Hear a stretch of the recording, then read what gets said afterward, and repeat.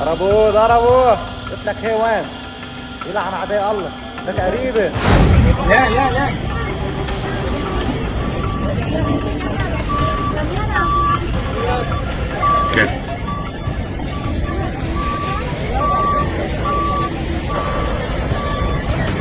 दोस्तों, ground operation का आदेश Israel की तरफ से दिया गया, जबकि इजराइल की खुद की सेना इस बात के लिए तैयार नहीं थी। पार्लियामेंट्री कमेटी के सामने इजराइल के सैनिकों ने अपनी दवाइयां फेंक दी, नेतन्याहू को एक्सपोज कर दिया। यह स्पष्ट है कि इजराइल के अंदर जबरदस्त तरीके से विद्रोह चल रहा है। लेकिन यह विद्रोह है क्यों, तो आज मैं आपको दिखाऊंगा। एक झटके में अगर बटालियन साफ हो जाए, आपके अपने साथी जहां कैसे भी हों, वो फिलिस्तीनी बच्चों को मार रहे हों या फिलिस्तीनी महिलाओं को मार रहे हों, फिलिस्तीनी बुजुर्गों को मार रहे हों, मासूमों को मार रहे हों, लेकिन मर जाए तो लगता है ना क्या हो गया। कुछ ऐसा इजरायली सैनिकों के साथ हो रहा है। जी हाँ, एक बड़ा हमला हुआ, इजराइल की एक और बटालियन साफ। यही नहीं, आज आपको एक और दिखाऊंगा।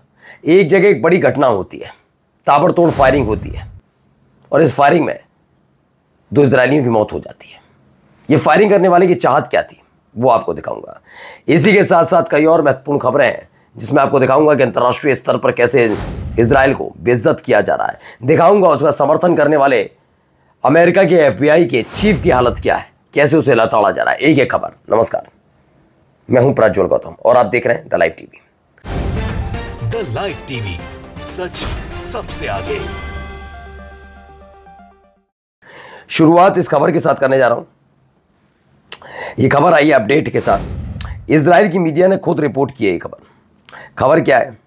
इजराइल की मीडिया की रिपोर्ट के मुताबिक गजा पट्टी के दक्षिण में, यानी कि दक्षिणी गजा में, रफा में, जो इस्लामी प्रतिरोध यानी कि जो रेसिस्टेंस है, लड़ाके हैं, उन्होंने एक बेहद सुनियोजित तरीके से हमला किया, पहले से तय था, जिसमें 12 इजरायली अधिकारी और सैनिक मारे गए। यह अपने आप में बहुत बड़ी घटना है। पिछले 7, 8, 10 दिन के भीतर अब तक जो हमला हुआ कतर पर हमले के बाद काफ़ी चीज़ें बदली हैं। उसके बाद भी हमास वो हमले नहीं कर रहा था, लेकिन अब एक बार फिर से हमला हुआ, और इस बार हमला हुआ तो कितने गए? 12 इजरायली सैनिकों की, अधिकारियों की, सैनिक नहीं, सैनिक और अधिकारी कुल मिलाकर 12 लोगों की मौत हो जाती है। कई लोग इसमें घायल भी बताए जाते हैं। इसीलिए इजराइल के सैनिकों में लगातार गुस्सा पनप रहा है। हमने आपको दिखाया कि जब UN ने जिनोसाइड का टैग लगा दिया, जिनोसाइड करने वाले देश का, इजराइल पर, उसके बाद एक पार्लियामेंट कमेटी बुलाई गई थी। हमने आपको दिखाया कि इजराइल के सैनिक नाराज थे, उन्होंने दवाइयां मुंह पर दे मारी। उन्होंने कहा कि हम करें क्या, हम युद्ध नहीं लड़ते तो गद्दार कहलाए जाते हैं और जीवन भर हमें जेल में, सलाखों में डाल दिया जाता है और हमारे परिवार को बदनाम किया जाता है। हम लड़ने जाते तो हमास के लड़ाके हमें मार देते हैं। हम हर तरफ बम, गोला बारूद और लाश देखते की तरफ पागल हो गए। हमारे साथियों ने सुसाइड कर लिया है। अगर बचकर भी आते हैं तो होता क्या हमारे साथ? हम अपंग हो चुके हैं, याद हम चल फिर नहीं पाते, करें क्या? और देखिए, वो बात सच साबित होती हुई नजर आई। फिर एक बार इजराइल की पूरी सेना पर हमला होता है और 12 सैनिकों की मौत हो जाती है। ये बताया गया ये जो इलाका था जहां पर ये हमला हुआ, वो इजरायली सेना के लिए बेहद सेफ माना जाता था। फिर भी अचानक ये कैसे बड़ा हमला हो गया, अब समझने वाली बात। जो कि जब से ग्राउंड ऑपरेशन की शुरुआत की गई है इजराइल की तरफ से, तब से इजराइल के सैनिक दहशत में। आप चेहरे पर नूर मत देखिए, उनकी एक्टिविटीज़ मत देखिए, उनको देखिए उनके अंदर मन में दहशत कितनी है। वो जानते हैं जब चाहें तब जाएं, वहाँ पर बड़ा हमला हो सकता है, इसीलिए वो डरे हुए हैं। कई और खबरें निकल कर सामने आई हैं, वो भी खबर आपको दिखाने जा रहा हूँ। पहले खबर देखते चलिए। पहले ही देखिए लेबनान में क्या किया गया, वो लेबनान की तस्वीर देख लीजिए। ये देखिए,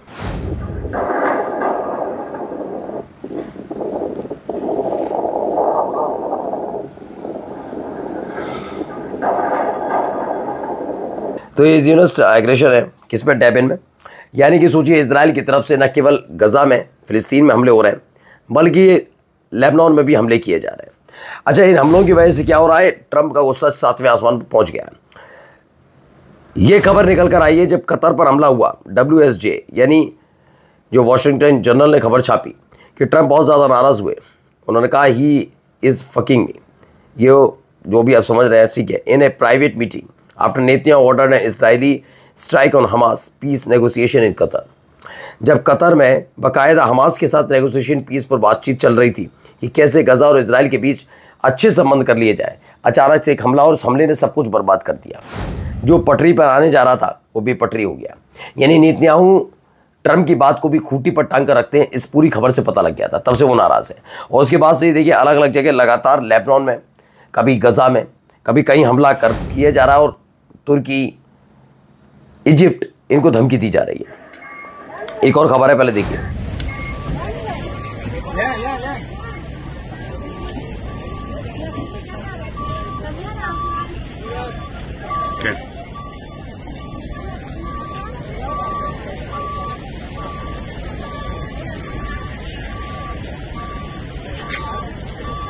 दरअसल ये खबर निकल के जॉर्डन बॉर्डर की है, यानी ये गजा से संबंधित नहीं है और ना ही इसका लेना देना लेबनान से है किसी और से। जॉर्डन के बॉर्डर पर एक लड़का आदमी भागता हुआ आता है और अचानक से अल लिनबी क्रॉसिंग के पास अचानक फायरिंग करना शुरू कर देता है, जिसमें 2 इजरायलियों की मौत हो जाती है। बताया गया कि इस हमलावर ने हमला करने के बाद अचानक से चीखना शुरू किया, फ्री फिलिस्तीन, फ्री गजा। यानी जॉर्डन जो लगातार इजराइल की मदद करता रहा, वहाँ पर भी लोगों में कितना गुस्सा आप अंदाज़ा लगाइए। फिलिस्तीन की आज़ादी के लिए, गजा की आज़ादी के लिए ये नारेबाजी वहाँ पर हो रही है।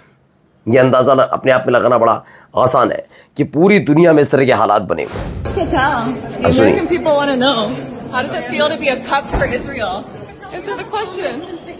We're seeing and hearing what the FBI is doing on a daily basis. You're claiming to serve the American people. You're serving Israel. Does it feel to be Israel's bitch? You don't care about kids getting raped. The American people want to know. He's a patriot. Patriot? He's a patriot. Rape kids?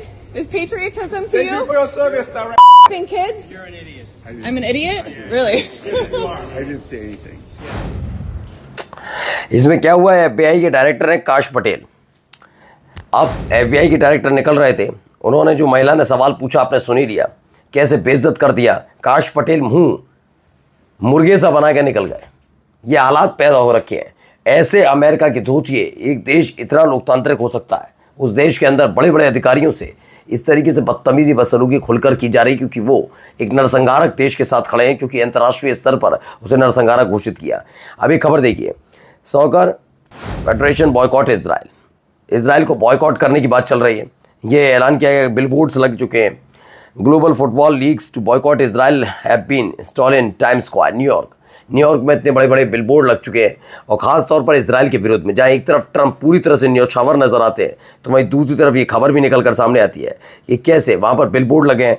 इसका क्या जवाब दे पाएंगे, ये बड़ा सवाल उठता है। अब ये भी देखिए पहले।